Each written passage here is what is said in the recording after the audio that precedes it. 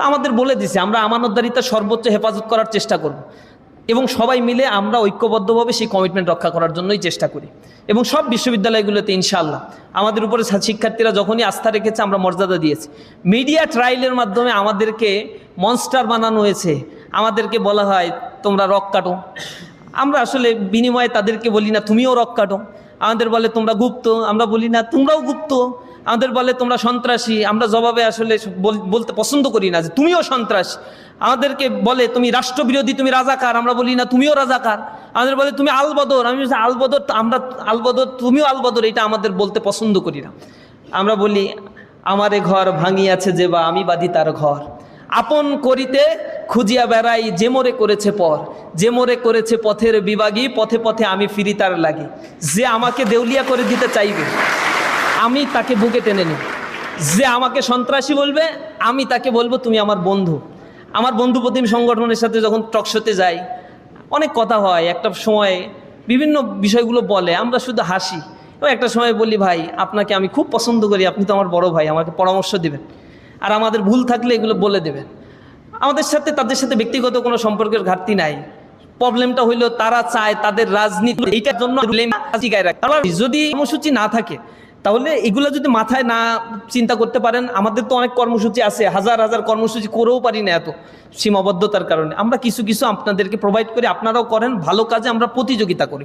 কোরআনে এটা আমাদেরকে আল্লাহ নির্দেশ দিছে তাআওয়ানু আলাল বিররি ওয়াত তাকওয়া, মানে ভালো কাজের জন্য প্রতিযোগিতা করো। তো আমরা সেটার জন্য ফাইটিং করতে রাজি। রমাদানে আপনারা দেখেছেন ওনারা কোরআন এক্সিবিশন প্রোগ্রাম করছে, কোরআন রিসাইটেশন প্রোগ্রাম, তেলাওয়াত কম্পিটিশন করছে। আমাদের এই প্রোগ্রাম তালিকায় ছিল, আমরা বাদ দিয়ে দিচ্ছি। আমি বলছি যে না, আমাদের বন্ধু প্রতিম সংগঠন এটা করছে, এটা আমরা করবোই না, তারা করুক। এটা ভালো কাজ করলে আমরা তাদেরকে অ্যাপ্রিসিয়েশন করি, ভালোবাসি, তাদের মঞ্চে যাই, দাওয়াত না দিলেও যাই। এটা আমাদের স্বভাবজাত একটা বিষয়। কিন্তু আমরা কাউকে শত্রু মনে করি না, আমরা সবাইকে প্রতিযোগী মনে করি যে হ্যাঁ ভালো কাজের ক্ষেত্রে তুমি আমার প্রতিযোগী। কেউ আমাকে আঘাত করলে আমি পাল্টা আঘাত করব না। আমরা ধৈর্য ধারণ করি, সর্বোচ্চ ধৈর্যের পরিচয় দিতেই আমরা পছন্দ করি, ইনশাআল্লাহ করব। অথবা মনে করেন অন্য থার্ড অ্যাঙ্গেল থেকে বিদেশে একজন এটা দিয়ে সোশ্যাল মিডিয়ায় চালাই দিল, এটাও আমার সাথে রিলেট করে ফেলবেন। আমরা আমাদের জায়গা থেকে শরীয়তের বিধানগুলো মানার চেষ্টা করি। দপের বিষয়টা হাদিস দ্বারা প্রমাণিত, জায়েজ আছে, সর্বোচ্চ এই বিষয়টাকে আমরা অ্যালাউ করি। এর বাইরে অন্যগুলোর ক্ষেত্রে আমরা মিউজিকের ব্যাপারে ইসলাম যে দৃষ্টিভঙ্গি লালন করে আমরা সেই দৃষ্টিভঙ্গি পালন করার চেষ্টা করি। আর নন মাহরামদের ব্যাপারগুলোতে বিশ্ববিদ্যালয়গুলোতে স্টুডেন্টদেরকে আমাদের এমন কোনো পলিসি নাই যারা পর্দা করে না বা বোরকা পরে না তাদেরকে বোরকা পরাইতেই হবে, এরকম কোনো ইজারাদারি ইসলামী ছাত্র শিবির গ্রহণ করে নাই। এটা আমাদের দায়িত্বও না। যে যার পোশাক শালীনতার মধ্যে বজায় রেখে করবে, এটা তার ব্যক্তির স্বাধীনতা, ব্যক্তির রেসপন্স নিজ জায়গা থেকে করবে। আমাদের দায়িত্বটা হচ্ছে আমরা তাদেরকে বোঝানোর চেষ্টা করি ইসলামিক নর্মসটা হচ্ছে এই। এরপরে ইসলাম কাউকে চাপিয়ে দেয় না, ইসলাম উদ্বুদ্ধ করে, ইন্সপাইরেশন করে। রাসূলের কাছে আগে তাকে বোরকা ঢেকে এরপরে একেবারে কাপড় পরে চারিদিক থেকে অন্ধকার হয়ে রাসূলের সাথে দেখা করতে হইতো, এরকম কোনো জায়গা আপনি দেখাইতে পারবেন? অমুসলিমরা আসতো রাসূলের সাথে দেখা করতো, মহিলারা আসতো রাসূলের সাথে দেখা করতো, কথা বলতো, এটা তালিম নিত। এরপরে তাদের ভিতরে যাদের পরিবর্তন হতো, অনেকের পরিবর্তন হতো না। এটা হচ্ছে তার ব্যক্তির পারসেপশনের জায়গা। ইসলাম কোনো পেশার এটা বড় রাসূল যাদের সাথে চুক্তি করেছে সেটা হচ্ছে ইহুদিদের সাথে চুক্তি করেছিল, যেটা মদিনার সনদ বলে পরিচিত, পৃথিবীর one of the written constitution, সবচেয়ে ভ্যালুয়েবল একটা কনস্টিটিউশন। সেখানে কিন্তু এই শর্ত দেয় নাই যে বোরকা না পড়লে এই রাষ্ট্রে কেউ টিকতে পারবা না, সবাইকে রাষ্ট্র থেকে বের করে দেওয়া হবে, এরকম কোনো শর্তই নাই। সেখানে অমুসলিমরা দেদারসে থাকছে, তাদের অধিকার নিয়ে তারা থাকছে, তাদের উপর আঘাত আসলে রাসূল তার দলবল নিয়ে প্রোটেকশন করবে এই ঘোষণা দিচ্ছে। এখন আপনি বলবেন ইহুদিদের প্রোটেকশন করার জন্য এরপরে আল্লাহ রাসূল এরকম একটা চুক্তি করলো, তাহলে আল্লাহ রাসূল কি ঠিক কাজ করলো? নাউজুবিল্লাহি মিন যালিক। রাসূলই শরীয়ত, রাসূলকে দিয়েই আপনার সব কিছু জাস্টিফাই করতে হবে।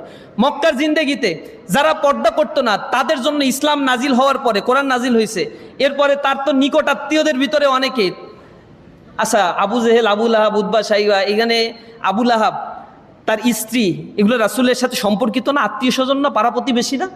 তাহলে তার স্ত্রী বোরকা পড়তো না, এই জন্য আল্লাহ রাসূল এই আল্লাহ রাসূলরা আপনারা একবারও প্রশ্ন করেন নাই কেন যে আপনি এই হিন্দা বোরকা পড়তো না, এই ব্যাপারে কি পদক্ষেপ নিছেন? আপনি যে মক্কায় 10টা বছর কোরআন নিয়েছিলেন, হিন্দা যে বোরকা পরে নাই, এই ব্যাপারে আপনাকে জবাব দিতে হবে। পরে নাই তো কি হয়েছে? তাকে বোঝানোর চেষ্টা করছে, ইসলাম পৌঁছানোর চেষ্টা করছে।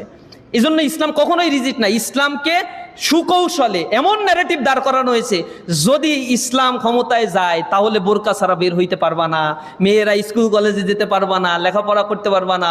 শরীয়তের আইন মানে হাত কাটবে, শরীয়তের আইন মানে বোরকা পরাবে। মনে হয় যে শরীয়ত মানে হাত কাটা আর বোরকা পরানো, এরকম একটা মিথ্যা মধ্যে ছোট ছোট বিষয়, এর ক্ষেত্রেও ভুল ব্যাখ্যা তৈরি করা হয়েছে।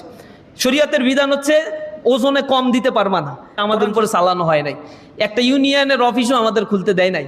একটা প্রোগ্রাম করলেও আমাদেরকে ভিন্ন ভিন্ন নামে করতে হয়েছে, কিন্তু আমরা সার্ভাইভ করার চেষ্টা করেছি। আমরা বলেছি আমরা হারিয়ে যাব না, তোমরা হারিয়ে যাবা, তোমাদেরকে হারায় ফেলবো আমরা হারাবো না। আমাদের মায়ের খাওয়ার জন্য প্রস্তুত আছে, কিন্তু আমাদের জবান বন্ধ করতে পারবো না, আমরা কথা বলতে থাকবো। তা আমাদের কথাগুলো আপনাদের পছন্দ যদি হয় সেগুলো জাস্টিফাই করবেন। You are mature enough. আপনাকে কেউ বললেই একটা দল করবেন, এটা হওয়া উচিতই না, কোনোদিনই উচিত না। আপনাকে জাস্টিফাই করেই সংগঠন করা উচিত অথবা না উচিত, সমালোচনা করা উচিত অথবা না করা উচিত, এটা আপনারা ভাববেন ইনশাআল্লাহ।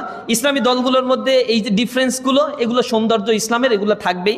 ইসলামের অনেকগুলো স্কুল আছে। আপনারা যদি বলেন যে ইসলাম এরকম একটা ধর্ম, তাহলে কেন হানাফি মাযহাব, শাফিঈ মাযহাব, মালিকি মাযহাব? তো এই মাযহাবগুলোতে ইসলামের সৌন্দর্য, যে কোনো একটা পালন করলেই আপনার পালন করা হয়। আপনি তো ইজতেহাদি ক্ষমতা আপনার ভিতরে নাই, তাকলিদ করার ক্ষমতা আপনার ভিতরে নাই। আপনি তো লক্ষ লক্ষ হাদিস মুখস্থ জানেন না, ইসলামে অ্যানালাইসিস করার ক্ষমতা নাই।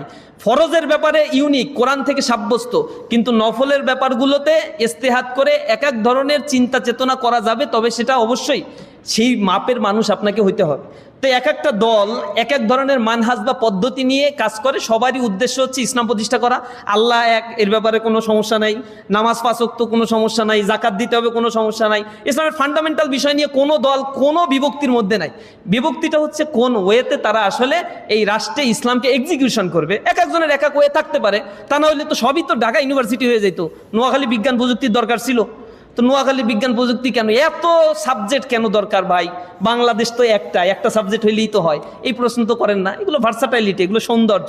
ইসলামের মধ্যে এই সৌন্দর্যগুলো আছে, যে যার লজিক দিয়ে তার দলগুলো গঠন করে। এবং ইসলাম কাউকে একটা নির্ধারিত বন্ডিংসের মধ্যে না এনে ইসলাম এই ফ্রি থিঙ্কিংয়ের জায়গাগুলো এক্সপ্যান্ড করে। স্কুল অফ থট ইসলামের যেগুলো রয়েছে সেগুলোর অনবদ্য একটা নিদর্শন। এই চিন্তা শক্তিগুলো ইসলাম আরও বেশি পরিশীলিত করার কথাই বলে।